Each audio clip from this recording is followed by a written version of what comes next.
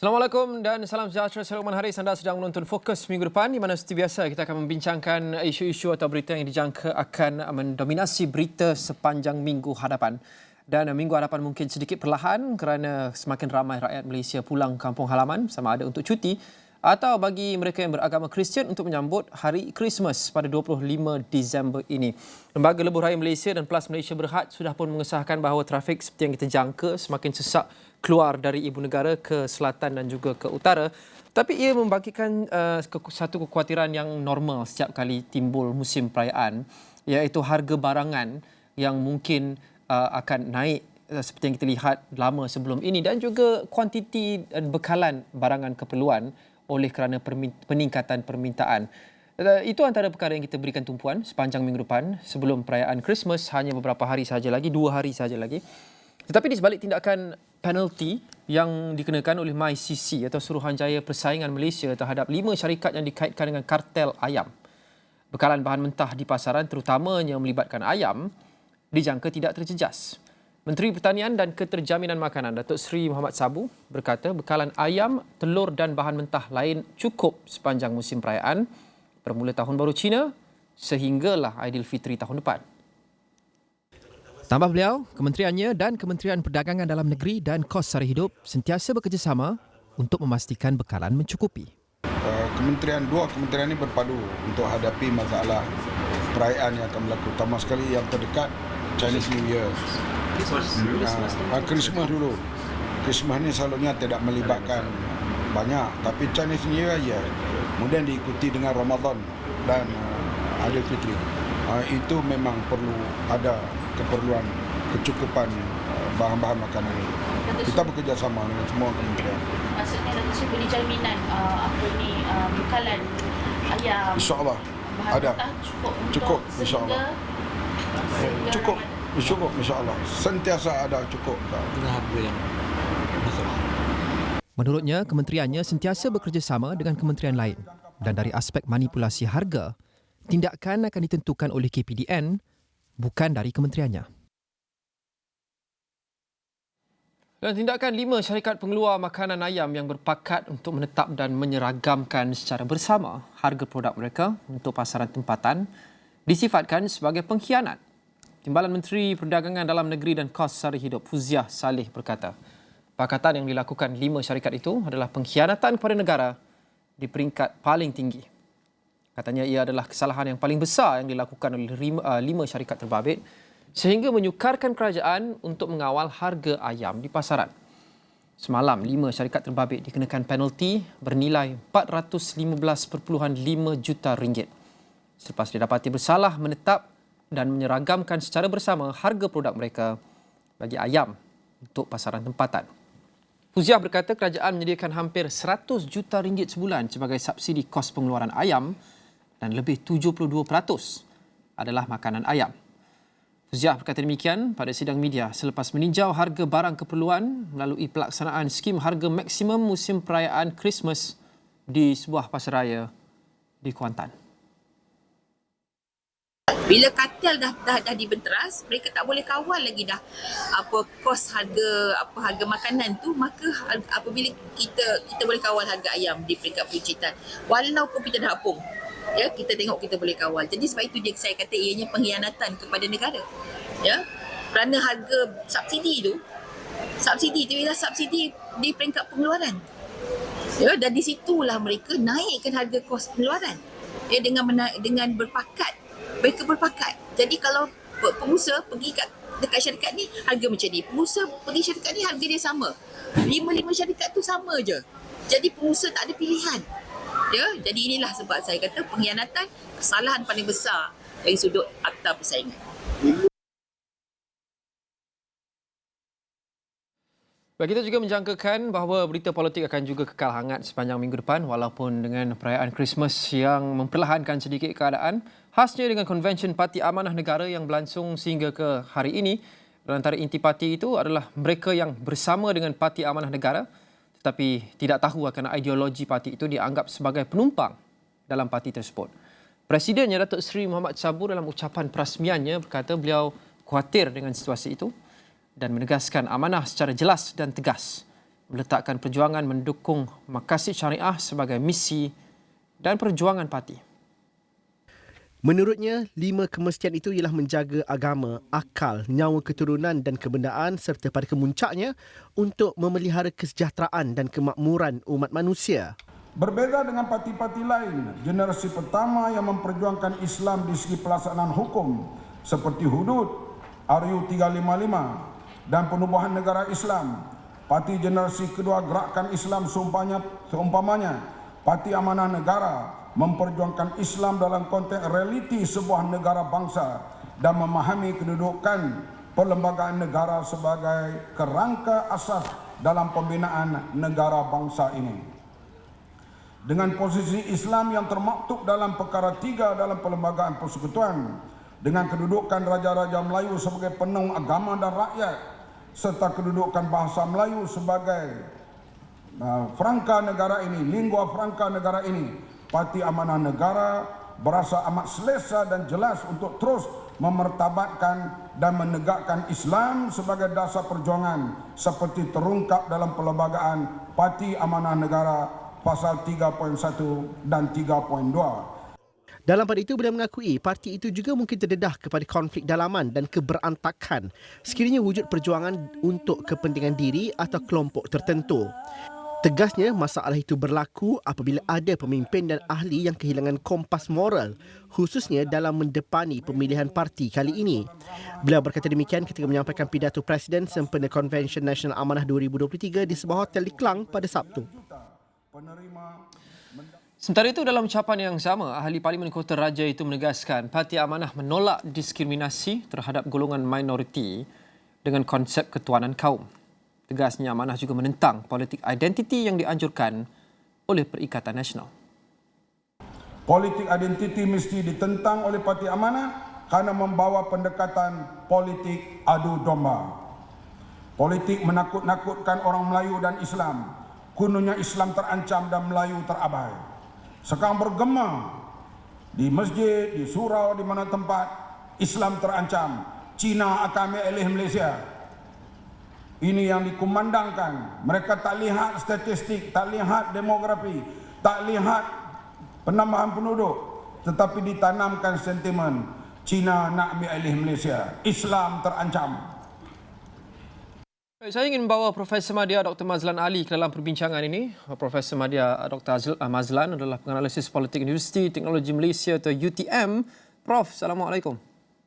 Waalaikumsalam warahmatullahi wabarakatuh. Prof, pertama sekali, Konvensyen Parti Amanah Negara ini, apa kesannya kepada kerajaan secara keseluruhannya, secara amnya? Parti Amanah adalah satu daripada komponen yang berada dalam kerajaan perpaduan. Parti ini ada 2 pemimpinnya yang menyertai Kabinet Perdana Menteri Datuk Seri Anwar. Kalau kita lihat pada track record Parti Amanah Negara ini, parti ini adalah satu parti yang dilihat sangat setia dengan koalisi yang disertainya sejak ditubuhkan pada tahun 2015 yang lalu. Ketika Tun Mahathir menjadi Perdana Menteri dan sebelumnya mengetuai pilihan raya yang ke-14, Parti Amanah adalah parti yang disebut oleh Tun Mahathir adalah parti yang akhirnya menyelesaikan masalah yang berkait dengan pembahagian kerusi. Jadi secara tradisinya Amanah ini sebagai parti yang berteraskan gerakan Islam, mereka sentiasa mempunyai perasaan yang terbuka, tindakan yang elastik dengan keperluan koalisi, dan inilah yang menyumbang kepada kestabilan koalisi dan juga kestabilan kerajaan apabila disertai oleh parti ini. Maka konvensyen pada kali ini adalah satu bahagian yang penting di dalam Parti Amanah Negara, dan sebagaimana yang kita ketahui pada konvensyen ini akan ada pemilihan kepimpinan baru untuk satu tempoh yang akan datang, dan saya melihat ini adalah satu perkara yang sangat penting di mana kelangsungan kepimpinan di dalam Parti Amanah ini akan terus menyumbang kepada kestabilan kerajaan yang dipimpin oleh Perdana Menteri Datuk Seri Anwar Ibrahim. Ya, Prof. Selama ini Parti Amanah dilihat sebagai penyumbang dan pelengkap seperti yang Prof sebut sebentar tadi. Tapi setelah beberapa tahun, sejak 2015, 2 kali menjadi kerajaan pada tahun 2018 dan tahun lepas 2022, kita lihat seringkali dianggap persepsi terhadap Parti Amanah ini sebagai parti yang signifikannya lebih kecil berbanding parti-parti lain dalam Pakatan Harapan, banding dengan PKR, banding dengan DAP, malah secara keseluruhan dalam kerajaan paduan sekalipun 8 kerusi dimenangi daripada 147 kira-kira keseluruhan kerusi kerajaan, 82 kerusi Pakatan Harapan. Adakah sudah tiba masanya untuk Parti Amanah Negara meningkatkan, membesarkan impak, kehadiran dan signifikan mereka untuk bergerak daripada imej atau persepsi bahawa mereka hanya parti pelengkap dan parti kecil sahaja? Ya, ini adalah poin yang penting yang disebut oleh Luqman tadi. Di mana Parti Amanah ketika ditubuhkan pada tahun 2015. Dalam pilihan raya yang pertama disertai oleh parti ini, mereka telah menang pada PRU ke-14 sebanyak 11 kerusi. Tetapi dalam pilihan raya yang lalu, Parti Amanah menang 8 kerusi. Penurunan kerusi Parti Amanah ini sebenarnya bukanlah semata-mata disebabkan oleh kelemahan amanah itu, tetapi trend yang berlaku. 3 penjuru antara Barisan Nasional, Pakatan Harapan dan juga Perikatan Nasional telah membuka persaingan yang hebat dalam politik Malaysia. Bukan hanya Amanah yang mengalami penurunan prestasi, tetapi juga parti PKR dan juga parti-parti lain sebenarnya yang bertanding dalam parti ini. Tetapi ini bukanlah satu alasan untuk Amanah tidak berbuat sesuatu. Maka di dalam convention ini, mereka mesti menetapkan satu misi dan satu visi untuk menjadikan Parti Amanah ini sesuai dengan pilihan rakyat Malaysia pada masa akan datang, sesuai dengan perubahan pemikiran rakyat dengan adanya hari ini kemajuan dalam media sosial yang menyebabkan pemikiran rakyat begitu terbuka. Bagaimana Amanah boleh menyumbang sesuatu kepada Pakatan Harapan khususnya untuk menarik sokongan daripada pengundi Melayu dan Islam. Segmen ini perlu ditingkatkan supaya Parti Amanah pada pilihan raya ke-16 akan datang bukan hanya disokong oleh lebih banyak rakyat Malaysia, tetapi juga daripada segmen Melayu ini yang seterusnya akan membuktikan kepada rakan-rakan komponen yang lain bahawa Parti Amanah sebenarnya adalah parti yang mempunyai masa hadapan yang cerah. Satu parti yang progresif, yang mampu untuk menginklusifkan dirinya untuk mencapai sasaran di dalam pilihan raya demokrasi yang pada hari masa akan datang akan lebih mencabar dari segi persaingannya dengan parti-parti yang lain, khususnya parti-parti pembangkang. Ya, dari dulu Prof, dan saya pasti Prof juga sedar, Parti Amanah sering menjenamakan dirinya sebagai parti untuk golongan Melayu progresif. Kalau kita lihat sejarah lahir daripada sebagai parti sepihan daripada PAS yang merupakan satu parti memperjuangkan Islam era baru yang lebih progresif berbanding PAS yang menurut mereka keterbelakang dan sebagainya. Adakah Amanah berjaya untuk merealisasikan imej itu dan berjaya untuk mendapatkan sokongan yang jitu daripada kalangan seperti yang Prof sebut sebentar tadi, Melayu Islam yang sekurang-kurangnya progresif, Prof? Ya, sudah pasti kalau kita membandingkan antara Amanah dengan PAS, sudah pastilah PAS adalah parti yang lama, sebuah parti yang sudah begitu banyak kali bertanding di dalam pilihan raya. Sudah pastilah kita katakan bahawa PAS adalah parti yang lebih besar pengaruhnya. Walau bagaimanapun, Parti Amanah ini sepanjang 7 tahun kewujudannya, parti ini juga mempunyai pencapaian yang agak membanggakan. Di dalam pilihan raya ke-14, 11 kerusi yang dimenangi oleh Amanah itu secara peratusnya adalah lebih tinggi daripada PAS yang menang 18 kerusi berbanding 160 kerusi yang ditandingi. Walaupun ada sedikit penurunan dalam PRU yang ke-22 yang lalu.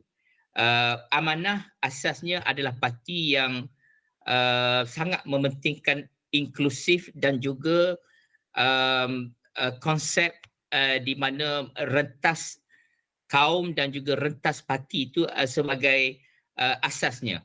Sebab itu kita lihat dalam kempen-kempen pilihan raya, Amanah tidak menggunakan naratif kaum dan juga agama kerana parti ini melihat bahawa rakyat Malaysia ini harus disatukan atas semangat Malaysia, dan walaupun kita menghormati sebenarnya di dalam perlembagaan itu hak-hak Melayu, hak-hak bukan Melayu, tetapi asasnya Amanah konsepnya berbeza sedikit seperti yang diperjuangkan oleh PAS, kerana PAS nampak lebih menyeluruh dan lebih naratifnya kepada Melayu dan Islam, maka sudah pasti sokongan kepada PAS itu adalah lebih besar daripada Amanah.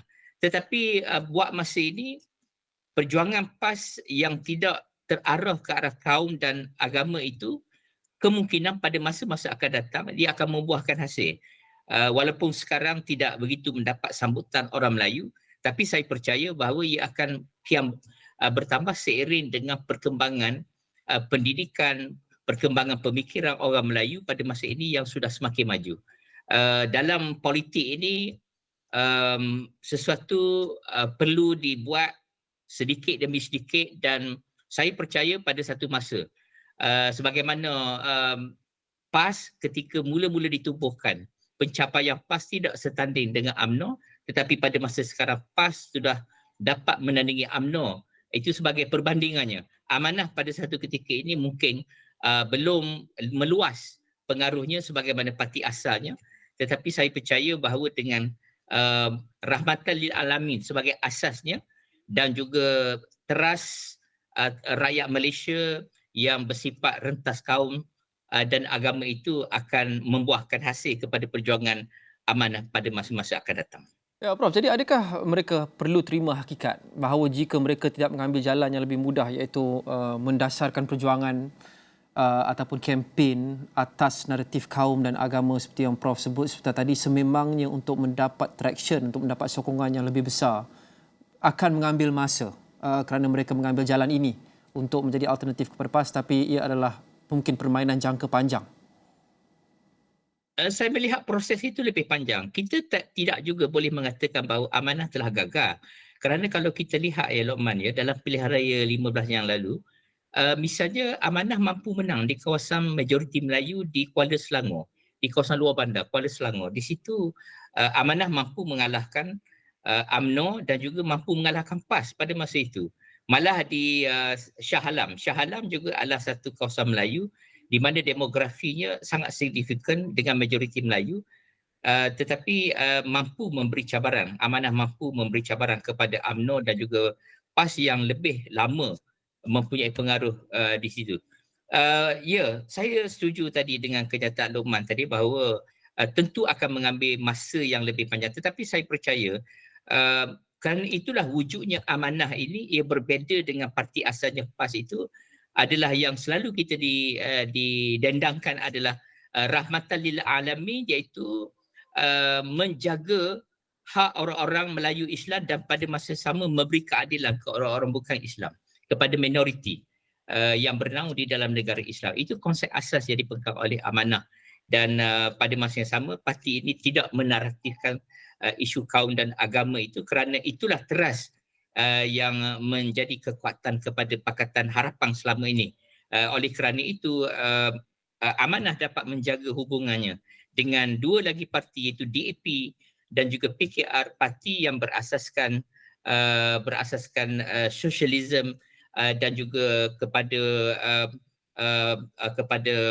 perjuangan untuk memperjuangkan hak-hak rakyat yang pro kepada rakyat. Maka saya lihat di situ nampaknya ada kesesuaian dan hubungan antara mereka itu setakat ini adalah sangat baik. Jika Amanah memainkan naratif Melayu Islam, sudah pasti dia tidak akan sesuai bersama dengan PKR dan juga DAP, kerana tentu sekali akan menimbulkan konflik di antara ketiga-tiga parti ini. Baik, kita berhenti rehat seketika. Kita kembali selepas ini dengan Profesor Madya Dr. Mazlan Ali.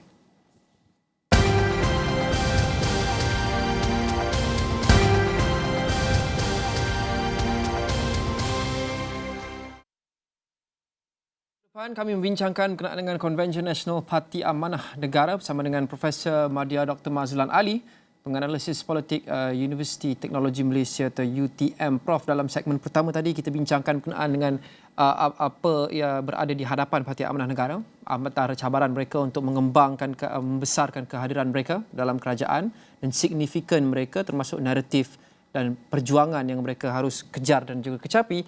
Jadi Prof, antara yang perkara utama yang kita saksikan dan ikuti dalam konvensyen kali ini adalah pemilihan jawatan kuasa pimpinan nasional untuk tempoh 3 tahun akan datang sehingga tahun 2026. Jadi apa yang patut menjadi prioriti kepimpinan baru amanah dalam masa terdekat ini, dalam erti kata 3 tahun akan datang, Prof? Ya, kita melihat parti amanah ini dia agak berbeza dengan parti-parti yang lain dari segi pemilihan kepimpinan mereka. Di mana perwakilan akan memilih 27 anggota nasional dan 27 orang inilah yang akan menentukan siapa yang menjadi presiden, timbalan presiden dan seterusnya. Maka di dalam amanah ini tidak ada pertandingan secara individu. Ini adalah satu tradisi yang wujud dalam amanah, Parti Amanah Negara yang berasaskan kepada konsep syura.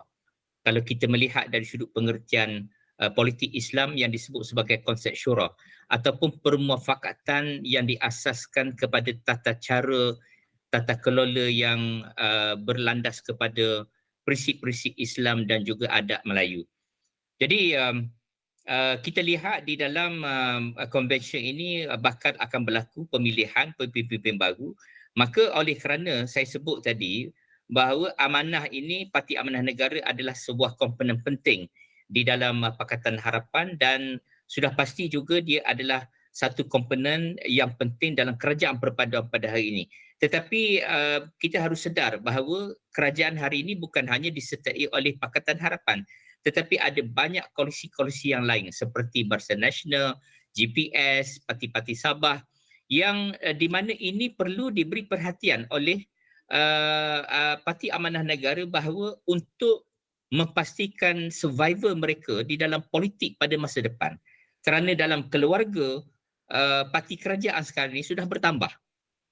Jadi kepimpinan yang ada dan kepimpinan yang bakal dipilih pada akan datang, pada hemat saya mestilah mempunyai gabungan di antara kepimpinan lama, kerana saya lihat ramai kepimpinan yang sedia ada pada hari ini mampu untuk meneruskan kepimpinan dan nampaknya mereka sangat cemerlang. Tetapi harus juga menimbangkan pemimpin-pemimpin baru yang sekarang ini akan menjadi pelapis kepada parti dan tujuannya adalah untuk memaparkan Parti Amanah Negara sebagai satu parti yang berwajah segar, yang sesuai dengan perkembangan dan perubahan masa pada masa akan datang. Kerana yang kritikal sekarang hari ini adalah pengundi-pengundi muda pada hari ini tidak memihak kepada kerajaan perpaduan. Pengundi-pengundi muda nampaknya mereka sangat tertarik dengan parti-parti di dalam Perikatan Nasional, khususnya PAS. Jadi harus belajar bagaimanakah parti seperti PAS boleh mewujudkan satu keadaan di mana parti itu diminati oleh golongan muda. Maka Parti Amanah Negara mesti melakukan sesuatu supaya mereka dapat menarik perhatian pengundi-pengundi muda ini, kerana bilangan pengundi muda ini dia sentiasa bertambah pada setiap masa di dalam pesta demokrasi negara kita pada masa-masa akan datang.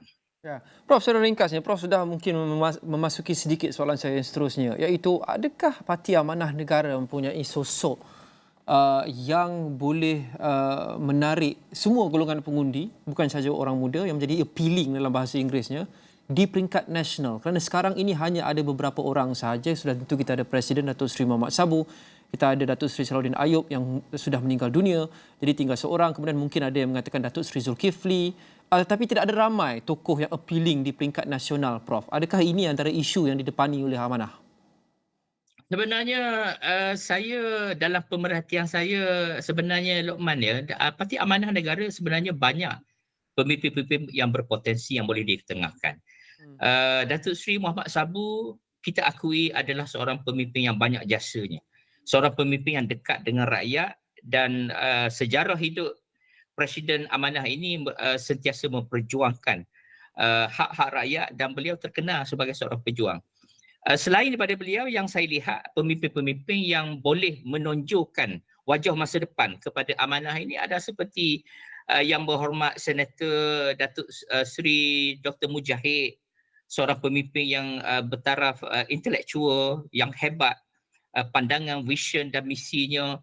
Kita ada di dalam amanah ini adalah Yang Berhormat Adli, Timbalan Menteri Pertahanan yang satu ketika dahulu pernah menjadi Ketua Menteri Melaka yang begitu hebat, yang sangat dikenang oleh rakyat, yang disukai kerana dasarnya yang mesra rakyat, polisi, program-program dan delivery yang sangat takbiran beliau. Malah di dalam amanah ini, orang-orang muda banyak lagi. Faiz Fadil. Kita ada parti ini Baik. Ahmad Sabaki. mempunyai Ahmad Sabaki. Yang Berhormat. Yang Berhormat yang baru menang di Kota Lama, Kelantan. Itu juga yang seseorang yang boleh ditonjolkan. Yang Berhormat Azli, Ahli Parlimen Shah Alam, juga adalah pemimpin yang berpotensi yang boleh diketengahkan untuk memimpin parti ini pada masa akan datang. Hakikatnya saya sebagai pemerhati politik, saya melihat ramai sebenarnya bakal kepimpinan, tetapi mestilah diberi peluang kepada mereka. Orang-orang baru ini mesti diketengahkan supaya mereka akan dapat memainkan peranan mereka dengan lebih berkesan, bergabung tenaga dengan pemimpin-pemimpin yang senior ini. Seperti Yang Berhormat Datuk Seri Zulkifli Ahmad, sekarang ini sudah kembali menjadi Menteri Kesihatan, sesuatu yang sangat didamba oleh rakyat. Banyak sebenarnya, Datuk Mahfuz, Khalid Samad dan sebagainya. Ini adalah orang-orang yang kita tahu track recordnya adalah mereka ni sebenarnya adalah pejuang-pejuang rakyat yang sangat gigih. Kalau kita lihat perjalanan politik mereka sangat menarik sebenarnya, Luqman. Sebagai pemerhati politik, saya melihat potensi ini ada, tetapi mereka perlu diberi peluang di dalam pemilihan konvensyen pada tahun ini. Baik, terima kasih Profesor Madya, Dr. Mazlan Ali, penganalisis politik Universiti Teknologi Malaysia. Terima kasih kepada anda menonton Fokus minggu depan. Kita jumpa lagi.